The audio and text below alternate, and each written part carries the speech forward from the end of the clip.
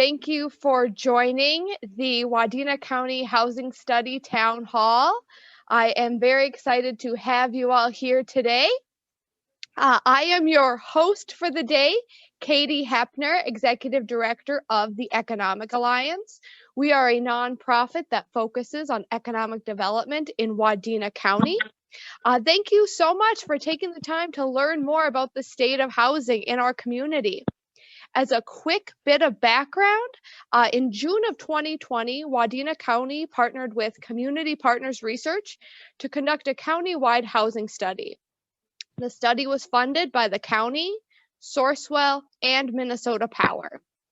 The study includes analysis of each of the major cities in Wadena County, including Menahga, Sebeka, Staples, Verndale, and Wadena. It also has a county-wide summary.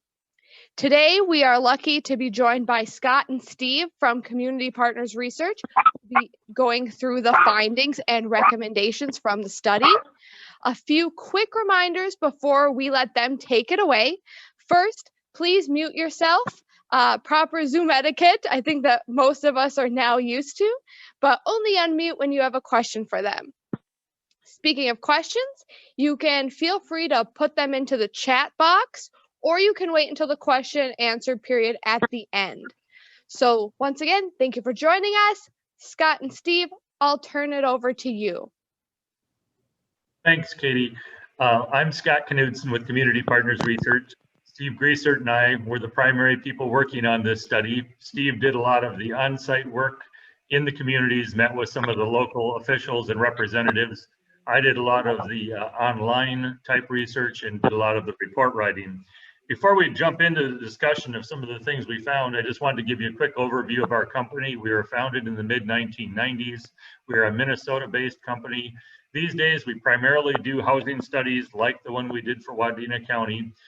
We work in Minnesota, North Dakota, and South Dakota primarily. We have done some work in the past in Iowa and Wisconsin, but lately the bulk of our work has been in Minnesota and South Dakota. I also, for those of you that sat in on a county board presentation a week or two ago, you're going to hear this a little bit of repetition here at the beginning, but we do have a past history of working in Wadena County and with some of the different cities as well. Back in the 90s, we had done another countywide housing study for a number of the cities in the county at that time, and also had done Todd County at about that same time, so that we were looking at staples from both counties' perspectives. We had then gone on to help some of the communities with small cities development program grants over the years. And after the 2010 tornado disaster in the city of Wadena, we worked with the city and helped secure some of the grant funding that was used for some of the housing recovery activities and things at that time. So we have a long history in Wadena County. We've been in all of these communities before, although I'd have to say in some of the smaller communities, it had been a number of years, a little bit more recently in the city of Wadena. Because we have 5 different cities and a countywide study represented today, what I really wanted to do was not just get bogged down or focus too much on one at the beginning. And so what I wanted to do was first give you an overview of where you're going to find some information in the documents that you have as the individual studies, but then shift to the Wadena County summary, because in there we can kind of talk about all the cities at once, look at some comparative information on some of the key research findings and things that we were looking at. But for those of you that have a copy of the individual study, if you just turn to the first page behind the cover, you're going to see that list of sections, and that's going to be basically the same in all 5 of the individual studies. And so what you're going to see is a short introduction. You're going to see a fairly lengthy section on demographic information and projections. Here's where we're going to look at population, households, household characteristics, age, income, tenure patterns, those types of things from primary demographic sources. Next, you're going to see a section called Existing Housing Inventory or Existing Housing Data. There's where we try and collect local information about the housing that's on the ground. In this section, you're going to find information that we collected on building permits, home sales activity, home values, age of housing. In the communities where we did a housing condition survey, it's going to be in there. Information on residential lots that may be available in the community, land, those types of things. After that, there's going to be a common section that talks about information on the rental housing stock countywide taken from the American Community Survey. That's the Census Bureau's annual sampling of households. We put that in as generally county level information because in some of the smallest communities, the reliability of the data just maybe not be that strong because there aren't that many surveys. But when you look at it from the whole county-wide basis, it gives you a good perspective on what the Census Bureau sees for the rental housing situation. After that, there's a section that we call the multifamily or the rental housing inventory, where we talk about the larger rental projects in each community. We completed a telephone survey of those projects, and we've displayed the information that was collected from that survey, looking at things like vacancy rate, rent patterns, those types of things.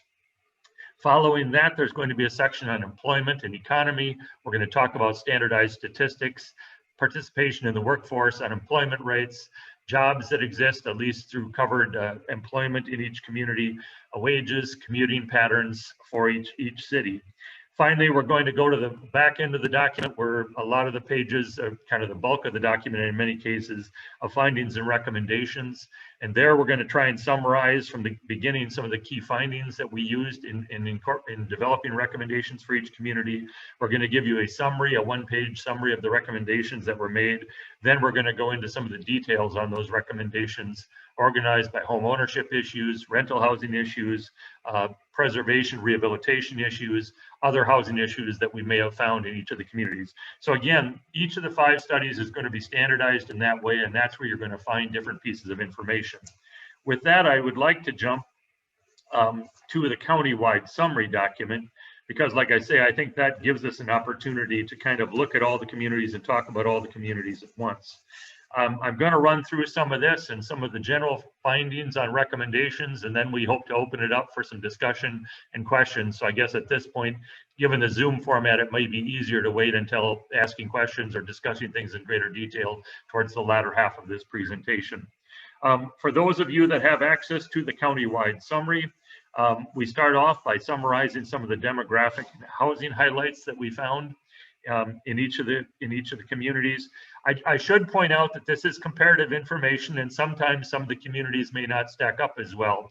You also have to realize, though, that what we're working with right now is what I'll call intercensual estimates. You know, every 10 years when the decennial census is conducted, we get a pretty good count and we get a re-benchmarking of each community. But in between those years, we work with these estimates that are generated from different sources like the Census Bureau, the Minnesota State Demographer.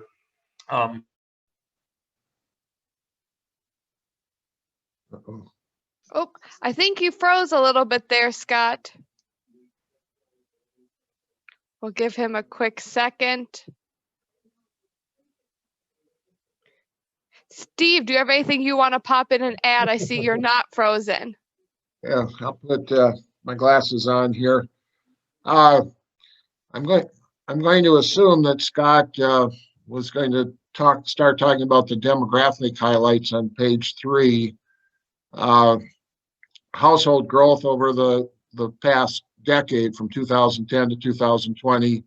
You can see the various cities there. I won't go over all of them. Basically, stable to slight growth.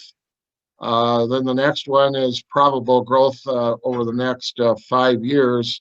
And again, Staples and Wadena have the biggest projected growth, but relatively stable over the next 5 years, which is really quite good. In most cities, we see, in rural cities, we see population decline. Next page, just briefly, kind of the same thing, that some household growth in the bigger, larger communities, but primarily pretty stable growth, slight growth over the next 5 years. Senior-headed households, you see there on bottom of page 4. You know, a large senior contingency, the empty nesters, the baby boomers. We see that in almost every community. Page 5 looks at income. Again, moderate income for what we typically see. The first one's household income. Household income is every household in each community, single person households, senior households, and so forth.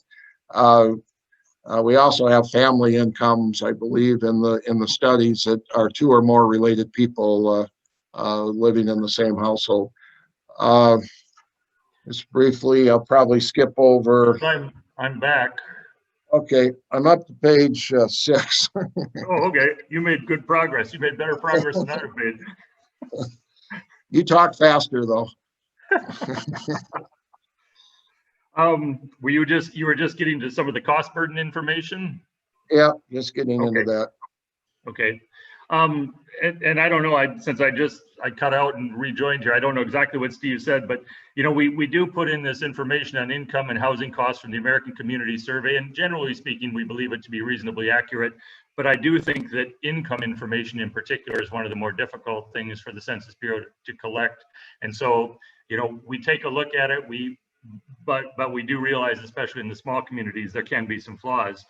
But one of the things that jumps out to us on page 6 when we talk about some of the renter household cost burden is that, you know, in some of the communities and most of the communities, a fair number of the renter households were paying a disproportionate share of their income for housing. In Menahga, like 55% based on the statistics in the American Community Survey. That dropped a bit in Sebeka, 29%. But then you see Staples, Verndale, and Wadena, you know, in the mid-30s. And, you know, again, that's a combination of rental rates and income levels. But in general, renter households tend to have lower incomes. And most of those folks with a rental cost burden in your county tend to have incomes below $35,000. So what we're really looking at is a cost issue, an income issue, and the ability to pay. We did look though, however, all of your cities on the next part of page 6, all of those cities do have some subsidized housing resources or income-based housing resources. You know, all 5 of the cities at least have one subsidized project, and in some there's multiples. So like in Menahga, approximately 30% of the rental options are in some form of income-based housing or some rent subsidized housing. That goes up to 35% in Sebeka, Staples at 29, approximately 19% in Verndale, and about 26%. So again, a combination of project-based subsidized projects and then some rent assistance vouchers means there are some resources. But even despite that, we are seeing a number of people with a cost burden in rental housing. Jumping to like page 7, estimated median home values, moving into some of the home ownership side. There's a little bit of a range here that we were finding. We took a look at information like home sales activity through the county assessors. We also looked at information from the American Community Survey on median home values. In Menahga, it was probably 120,000 or less was the midpoint home value, somewhere in a range between like 105 and 120. It was a little wider there. It was a little harder to zero in Menahga. Sebeka, though, was probably 70,000 or less was the midpoint existing home value. Staples around 145 in the Wadena County portion of Staples, but in the Todd County portion, it was considerably lower. So if you blend across the whole city, I think that was around 100,000 range. The Wadena County portion of Staples tends to have a much newer housing stock and commands higher sales values. Verndale around 90,000 or less, and in Wadena probably 100,000 or above. There was evidence in all of these communities, I think, that we're seeing home values rise based on sales activity.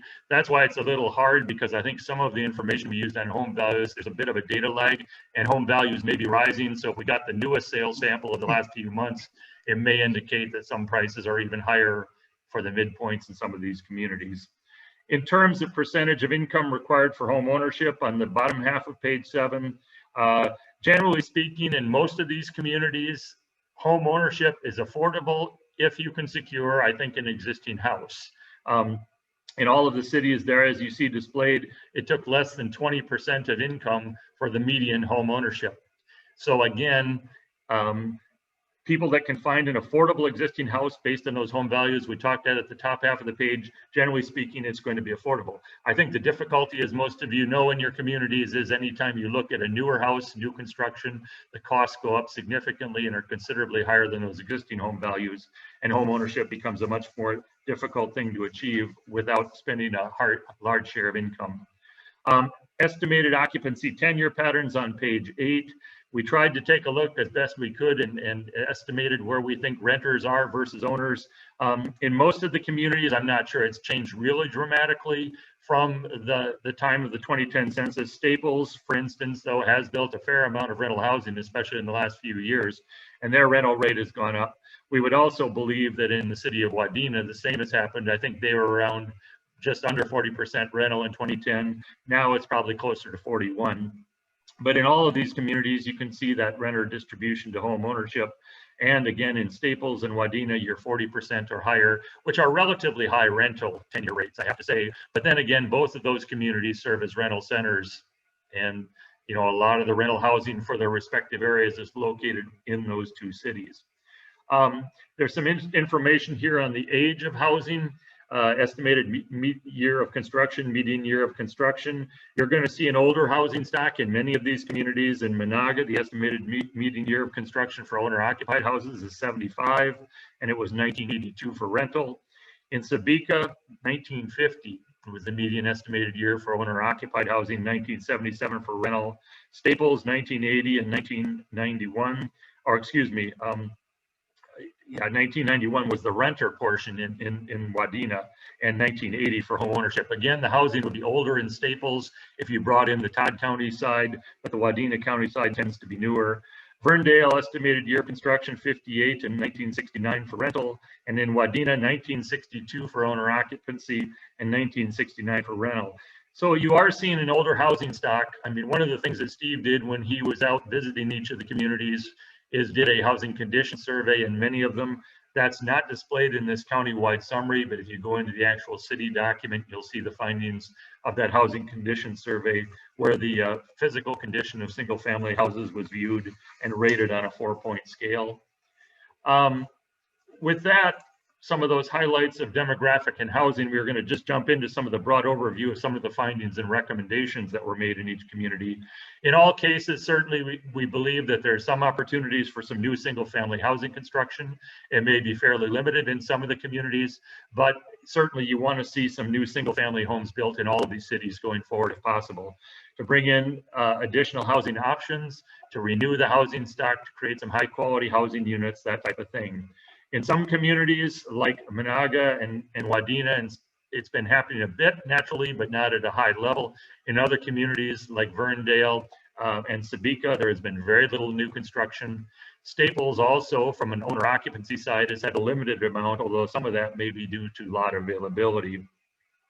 And that's the next one we jump into. Generally speaking, most of the communities except for Verndale and Staples have what we felt was probably an adequate supply of residential lots for near-term construction.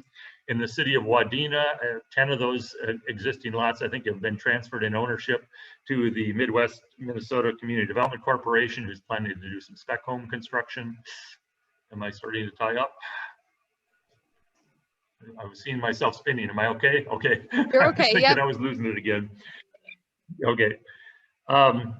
In Staples, there are some lots. There's not an overly large supply of lots, but then on the flip side, there also hasn't necessarily been a lot of lot absorption. So there's been limited incentives for developers to jump in with new subdivisions. Staples does have some lots that were platted for twin homes.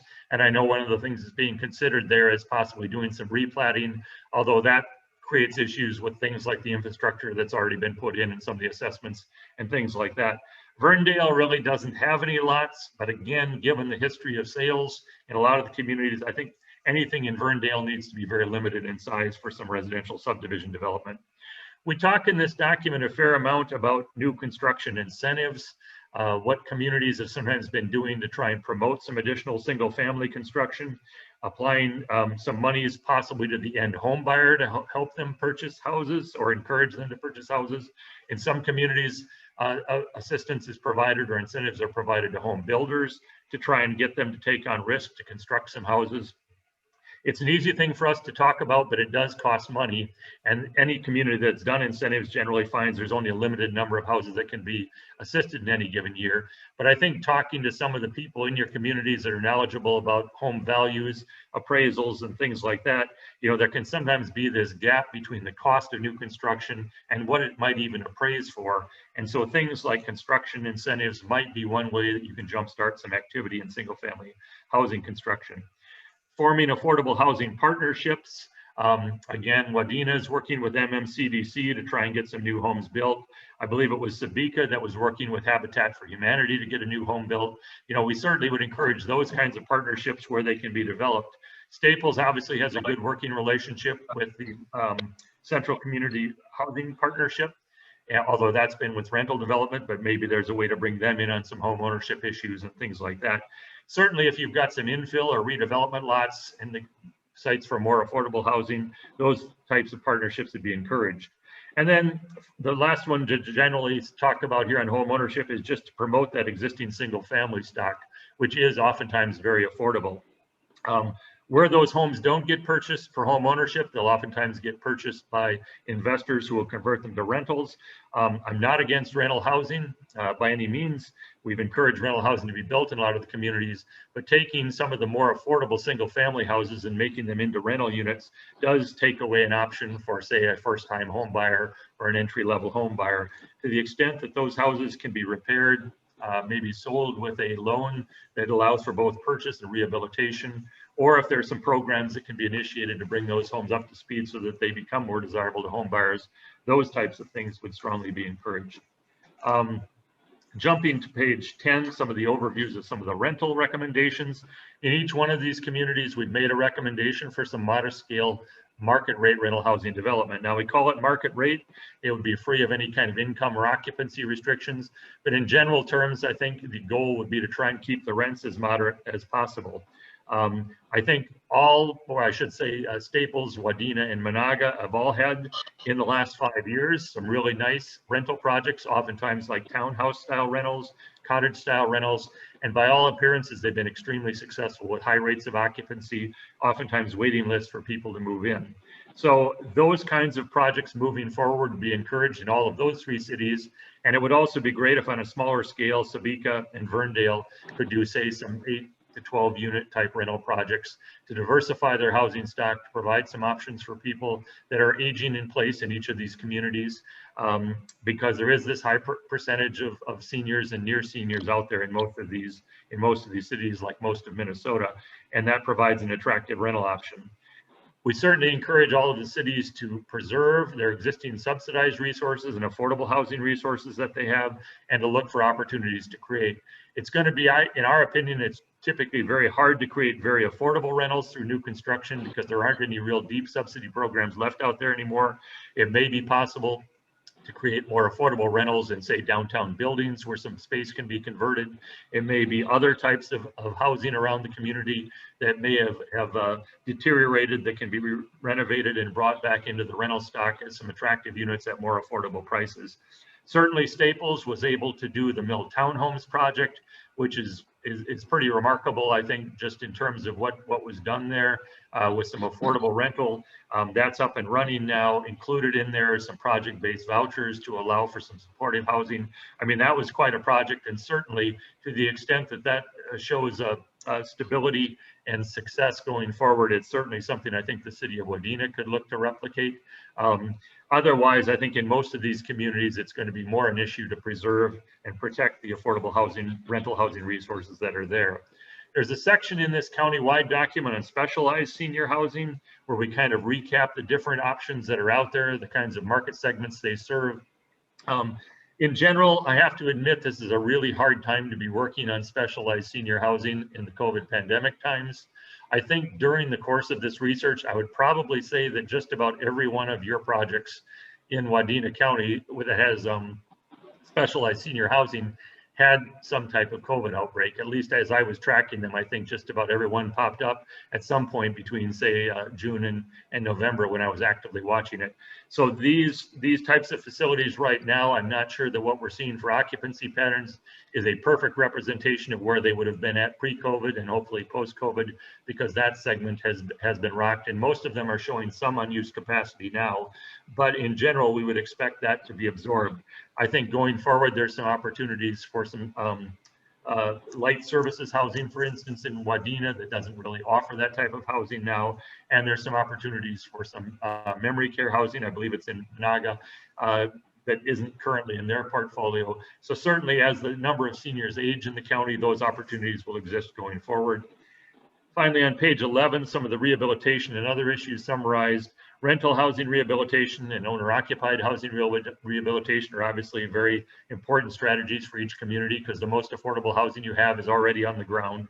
We know that a lot of the communities have been active in these areas, small cities development grants. I think right now, as we speak, Wadena still has a small cities grant that's open, doing both rental rehab, I think in some of the downtown areas, and some owner occupied rehab as well as commercial. Ongoing demolition and clearance. I think that in each of the cities where the housing condition survey was done, there were what we identified as probably severely substandard houses that exist. They exist in different numbers depending on the community. We know that some of the communities have been active with demolition activities in the past, but there is some probably continued need to do that. Possibly those sites that are cleared could be redeveloped for affordable housing. Again, going back to like a Habitat for Humanity type project. All of the cities have some mobile homes. In general, what we could see is that most of those mobile homes are older structures. Oftentimes there's a number of them that are in need of repair. I say repair, but it's oftentimes hard to repair mobile homes. And what might be more appropriate would be some replacement with newer units if the existing ones can't be upgraded. We talk a little bit about downtown redevelopment because obviously what makes these communities desirable as residential locations is the amenities that the city can offer, including some of the downtown businesses and things. But we also point out that some of the downtown is again an area where you can create some more affordable rentals above commercial storefronts. Sometimes there's underutilized space in the downtown area.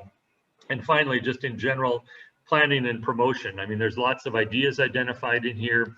All of the communities have similar types of issues in many cases, to the extent that some regional groupings can be formed to maybe address some of these, but certainly to kind of promote each of the communities and the resources and the opportunities that they have for housing, but also to kind of form a plan for how to move forward in the future with some of the recommendations and initiatives that are out there.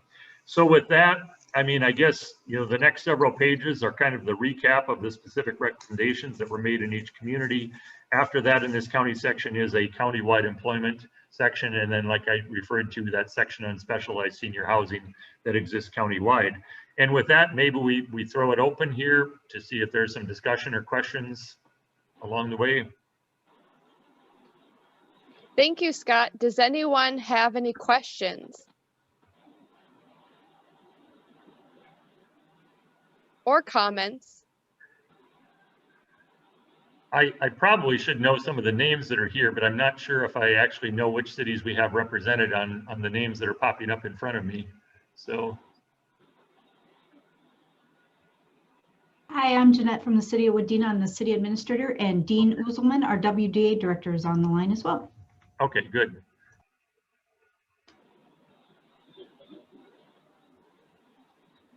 Hi, Scott. I'm Maria Marthaler from the Wadena Housing and Redevelopment Authority, and I probably spoke with you or Steve on the phone. Yes. Scott, this is Tim Rice, President and CEO of Lakewood. So I think what's interesting, you know, reading through the data, I sure appreciate all the work that's been done. I think what's unique is that because this is Wadena County, and I know this covers just the Wadena portion of Staples, but we also have a 26 bed assisted living on the Todd County side. So that doesn't, of course, represent. Yeah, and that's in the Staples study, but we wrestled a little bit with how to do this Wadena County summary presentation for their county board, and whether we talked about things that were not in the county. But yeah, no, we're aware of it, and it's in the Staples document. So right, yeah, no, it all makes sense. It's just trying to make the audience aware that yes, in the city there is actually another 26, you know, apartments, you know, available for, you know, assisted living. And both of those facilities, I think in Staples also are what I'd kind of call flexible projects, where they'll actually allow people to move in, if I'm correct, in early, you know, where they need light services, and then to advance through the aging systems. So I mean, they're very good. They allow people to age in place in both facilities. So. Exactly. Yeah. No, you did a great job of describing everything. That's not an easy task. Thank you. Thank you. I do want to point out, Scott, you brought up, you know, kind of the need for collaboration to make some difference and use this document to see real development. I am going to be forming a housing task force. So if you're interested in serving on that task force, diving deeper into the housing study and more specifically the recommendations and seeing how we might be able to move some of that forward together, please email me. I'm putting my email into the chat right now. We'd love to have who's ever interested serve. The plan is in February, I'll be doing a very mini version of this presentation at each of the city councils and, talking a little bit how, extending the invitation if anyone wants to serve on the task force to kind of focus a little bit more on housing there. And then in March, we'd all convene on Zoom to share what we're most passionate about, what resources we feel like we need more of, and that type of thing. So if you're interested in being a part of that, please email me. And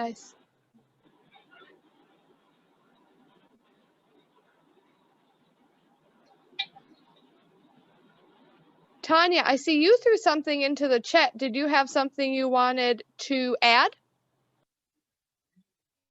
Nope, was just introducing myself when Scott had asked who was on. Okay.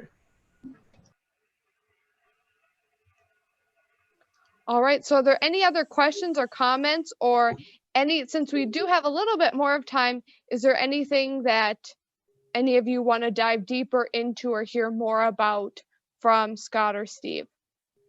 Hi, Katie and Scott. This is John Kangas. I'm a commissioner from District 5, Wadena County. I live up in Blueberry Township, which encompasses the city of Menahga. One of the things I've heard from several of my constituents and acquaintances and friends is that a certain number of the elderly, let's say, do not want to move into an apartment in town. And currently the zoning restrictions make it difficult, much more difficult in the country. I'm wondering, and I think it should be looked into, maybe where some of the zoning could be addressed, that maybe if there would be a way for some people like myself to put a second or third dwelling on my acreage, which would not require subdividing and creating additional parcels. And then that would open it up, because some of the people would like to be able to live in the country and they would sell their home, which would open up a home on the market for others, but they do not want to move into an assisted living at this point. And that's just something I've brought up with the Wadena County zoning office too, that if there was a way that we could look into it. I know the state had some regulations where it allows it for a family member. You can have a second dwelling, but only for a family member. And that's just my comments on it. I think it would help the housing situation quite a bit.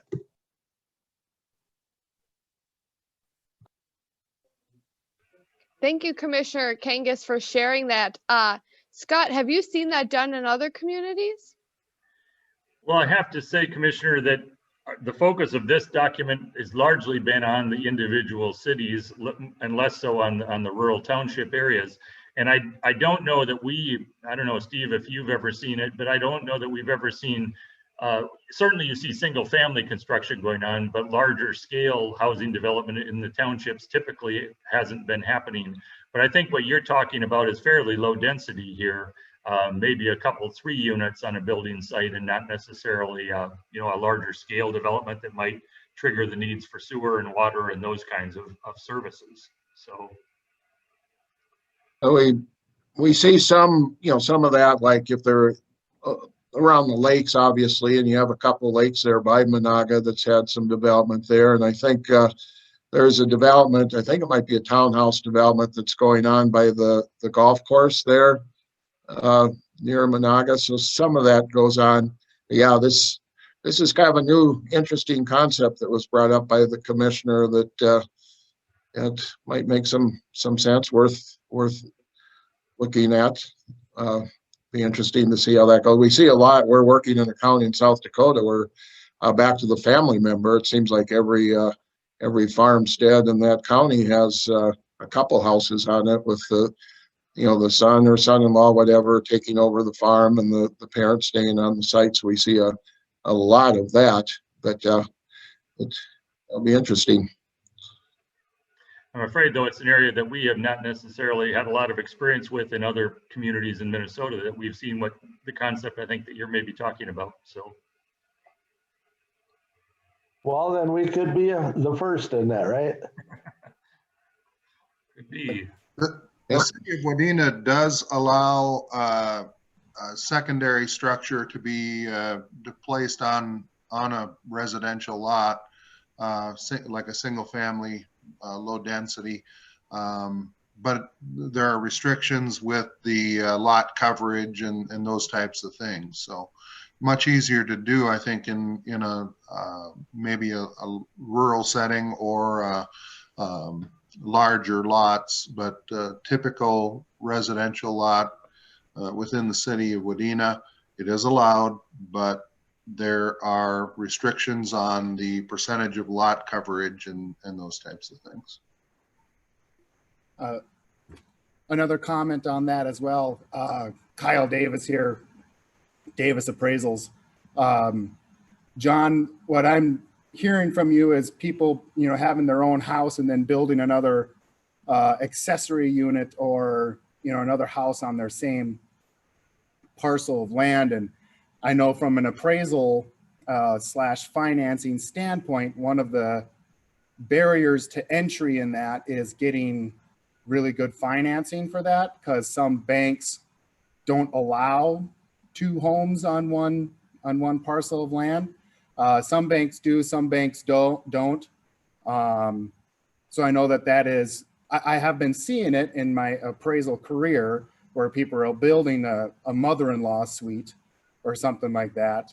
But I know from a financing standpoint, it can be challenging. So just one barrier to entry to that idea. But well, this is John Kangas again. Just to add a couple more comments. Yes, I am very well familiar with the development going around the golf course. And in fact, I did a small subdivision a number of years ago north of Menahga called Wildwood. And those are very expensive. I mean, and so, yeah, what I'm suggesting is not for the majority of new housing units, but for somebody like myself, if I wanted to, put a cabin or a tiny house or two, some of them, they could share the same electric service, they could share wells. There's multiple ways you could save money. But the big thing is if you don't have to go through rezoning and a subdivision where, the homeowner could, I would say, like in my case, it wouldn't be hard to get financing because I would be mortgaging my primary property. So that would be something that could be worked through, and some people could pay, probably maybe be able to pay cash, or the financing would be a separate situation. I'm just looking at a way to provide some lower cost housing options, which in turn would probably open up some more houses for first-time home buyers. That's all. Thank you so much for sharing that, Commissioner Kangas. Did anyone else have any comments or thoughts that they wanted to share?